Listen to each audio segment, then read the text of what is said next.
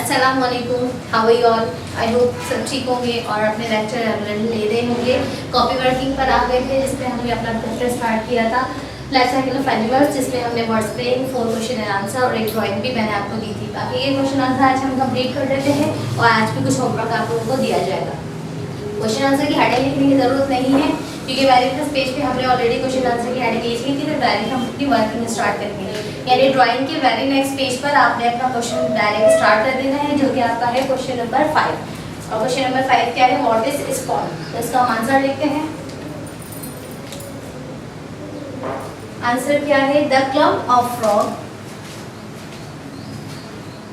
CLUMP, the clump of FROG, frog, the clump of frog at EGG is called spawn, SPAWN। यानी कि इन्होंने ये कहा है कि फ्रॉग के जो एग होते हैं उनको जो गुच्छा होता है वो क्या कहलाता है, वो स्पॉन कहलाता है। यानी जब बहुत सारे होंगे एक साथ गैदर हो जाते हैं तो वो स्पॉन कहलाते हैं। ठीक है, नेक्स्ट क्या है, what is pupa stage in the life cycle of honey bee. Honey bee के जो लाइफ साइकिल है उसमें जो एक स्टेज है प्यूपा, वो क्या है। आंसर लिखते हैं इसका। Larva spins, LARVA, larva, SPINS, spins, a cocoon, COCON, cocoon, around itself, AROUND, around, ITSPLF, itself, full stop, INNTHE, the cocoon, COCON, cocoon, larva turns, LARVE, larva, TURNS, turns, INNTO, into pupa, PUPA। चलिए क्या कह रहे हैं, larva spins अ cocoon. Larva क्या करता है, spins घुमाता है अपने इर्द गिर्द एक चक्कर, अराउंड इटसेल्फ, यानी अपने इर्द गिर्द। इन द कोकोन, कोकोन उसके अंदर आ जाता है, लार्वा टर्न्स इनटू प्यूपा, और जब वो खोल के अपने कवर के अंदर आ जाता है तो फिर वो क्या बन जाता है, वो जब बाहर आता है तो वो एक प्यूपा की शक्ल इख्तियार कर लेता है। ठीक है, नेक्स्ट क्वेश्चन क्या है हमारा, right differences between butterfly and frog life cycle. ठीक है, हमने क्या करना है, बटरफ्लाई और फ्रॉग की जो लाइफ के साइकिल्स आते हैं, स्टेजेस आते हैं, उनका क्या करना है, डिफरेंस बताना है। अच्छा जी, हमने क्या करना है, डिफरेंसेस लिखना है। तो पहले का हम बटरफ्लाई का लिखते हैं, it's, ITS, it's, LIFE, life, CYCLE, life cycle, consist, CONSISTS, consists of FOUR, for, STAGES, four stages। Its life cycle consists of 4 stages। यानी बटरफ्लाई की जो लाइफ है वो कितने स्टेजेस पर मुश्तमिल है, उनमें 4 स्टेजेस आते हैं। अच्छा जी, अगर हम फ्रॉग की बात करें, it's life cycle consists, CONSISTS, consists of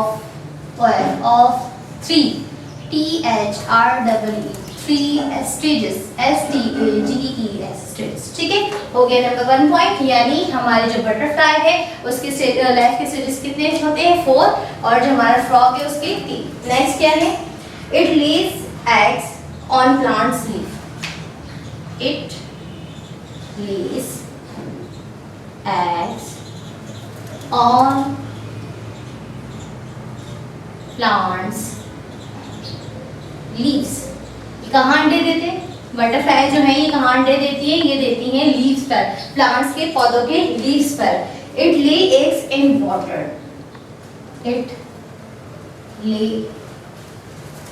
Lay's eggs in water, और फ्रॉग जो है वो पानी में अंडे देते हैं। ठीक है, इनका ये फर्क आ गया। नेक्स्ट क्या है, नंबर 3 क्या है, eggs hatch into caterpillar, eggs hatch into caterpillar। X क्या है? जो है वेरी फर्स्ट जब हमारे क्या होता है बटरफ्लाई एग देती है, देन वेरी नेक्स्ट लेवल क्या होता है वो है उसमें से जो चीज निकलती है यानी जो बॉडी निकलती है वो क्या कहलाती है, वो कैटरपिलर कहलाती है। जबकि फ्रॉग में क्या होता है एग्स हैच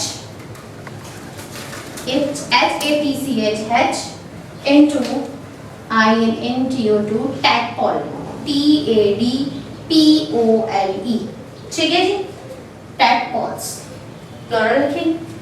नंबर 4 क्या है, it has pupa stage, it has pupa stage यानी हमारे बटरफ्लाई में एक स्टेज है जिसे प्यूपा कहा जाता है।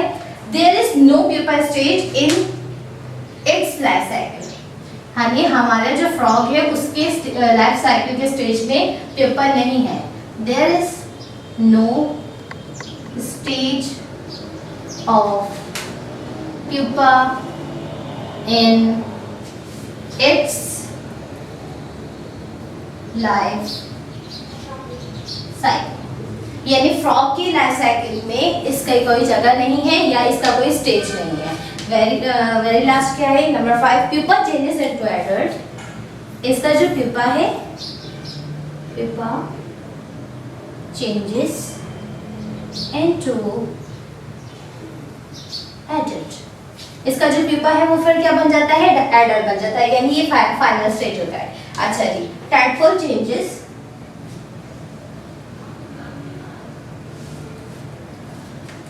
tadpole changes into adult, INTO into ADULT, ठीक है जी। तो हमने ये 3 क्वेश्चंस कर लिए। आपने क्या करना है, ये दोनों क्वेश्चंस करने के बाद जब आप चेंजेस लिखेंगे तो इसी तरह से क्वेश्चन लिखने के बाद सेंटर में लाइन स्केच करेंगे। अगर इस पेज पे जगह है तो वेल एंड गुड, अगर नहीं है तो वेरी नेक्स्ट पेज पर हम ये लाइन स्केच करेंगे और सेंटर में लाइन स्केच करने के बाद बटरफ्लाई और फ्रॉग के पॉइंट्स लिखेंगे, ठीक है। दोनों में मैंने 5 पॉइंट्स लिख लिए हैं। अच्छा जी, आ जाते हैं होमवर्क की तरफ, जो है आपका एक्सरसाइज डी और एक्सरसाइज ई, जो कि पेज नंबर 12 में मौजूद है। एक्सरसाइज डी में क्या करनी है, ब्लैंक्स करनी है, इजी वर्किंग है। अच्छा जी, और एक्सरसाइज ई में क्या करना है, आपने मैचिंग करनी है। अच्छा, आप मैचिंग फॉर्म में नहीं करेंगे, करेक्ट आंसर को उसके सामने लिख देंगे। जैसे कि अगर ए है आपका 1 स्पॉन, ठीक है, स्पॉन का जो भी करेक्ट आंसर है उसके सामने लिखेंगे, मैचिंग फॉर्म में हम नहीं करेंगे। आ रही मेरी बात समझ में, नहीं आए तो हमें कमेंट्स करें और हमसे पूछे, फिर हम आपको बताएंगे। अच्छा, सबसे पहले आपने इंडेक्स लार्वे बनानी है। वेरी फर्स्ट हमने बनाई होंगी अपने टीपी की, वर्ड्स बनेगी, क्वेश्चन आंसर की एक बार फिर बनेगी। देन आप अपने एफबी की बनाएंगे और एक्सरसाइज ई की बनाएंगे, ठीक है। तो इस तरह से हमारे ये चैप्टर जो है कॉपी वर्किंग में भी कंप्लीट हो गया। आज के लिए इतना ही, नेक्स्ट लेक्चर में इंशाल्लाह कुछ नए पढ़ेंगे। अल्लाह।